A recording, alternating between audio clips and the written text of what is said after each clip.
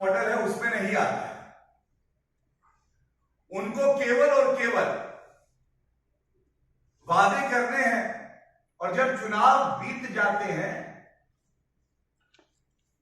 और जहां इनको अपने वादे पूरे करने का मौका भी मिलता है वहां फिर ये केंद्र सरकार की तरफ देखते हैं और कहते हैं कृपया करके हमारी मदद करिए। और देखिए फर्क क्या है मैं आपको बताऊं। पंजाब के चुनाव में इनके मुंह से निकला हर महिला जो 18 वर्ष से ऊपर की आयु रखती है उसको 1,000 रुपए देंगे। क्या यह वादा पूरा हो गया अरविंद केजरीवाल जी? इन्होंने कहा कि हम जो वृद्ध हैं उनकी पेंशन भी बढ़ा देंगे। अभी तक तो बढ़ा ही नहीं है, ऐसा क्यों है? और आम आदमी पार्टी की नींव में आज झूठ और फरेब है जो जनता देख पा रही है। और इसीलिए अरविंद केजरीवाल जी आपकी विश्वसनीयता शून्य हो गई है, शून्य अंडा।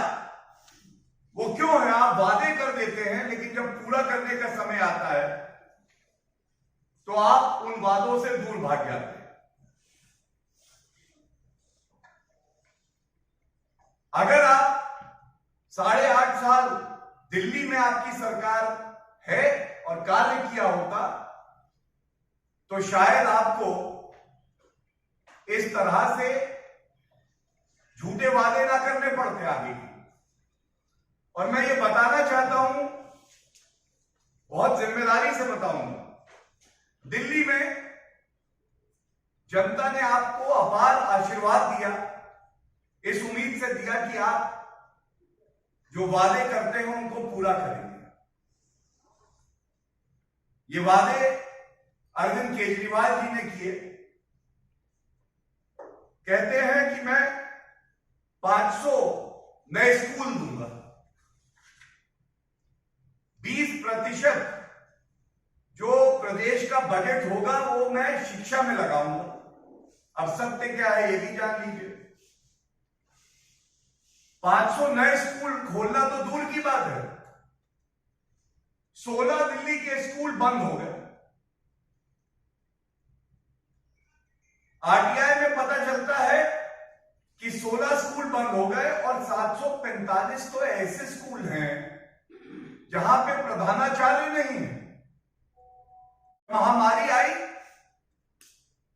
ऐसे 80 करोड़ भारतीय हैं जिनको 2 साल लगभग अनाज मिला है। हम सब जानते हैं कैसे उज्ज्वला योजना में गैस के सिलेंडर मिल रहे हैं। प्रधानमंत्री किसान सम्मान निधि 10 से 11 करोड़ किसान लाभान्वित हुए हैं। ये क्या दर्शाता है? ये दर्शाता है कि आप नीतिगत तरीके से आम आदमी का हित करिए। ऐसा ना हो कि आप कोई बात कहें और जनता आपकी बात पे विश्वास इसलिए ना करे क्योंकि आप केवल झूठे वादे करते हैं, रेवड़ी बांटने का काम करते हैं, और जब आपकी जवाबदेही होती है, जब आपसे सवाल पूछा जाता है तो आप भाग खड़े होते हैं। और मैं अंत करूंगा ये कह के, आपकी विश्वसनीयता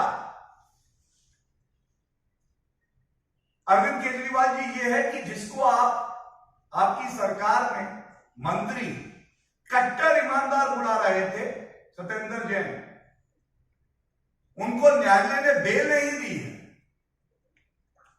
वो आज भी जेल की सलाखों के पीछे है। जनता जान गई है कि केवल आपके मंत्री जो है वो कट्टर बेईमान नहीं है, उनका नेतृत्व जो अरविंद केजरीवाल कर रहा है वो भी कट्टर बेईमान है, कट्टर बेईमान। और जनता ये भी कह रही है, क्या हुआ तेरा वादा अरविंद केजरीवाल जी? क्या हुआ तेरा वादा?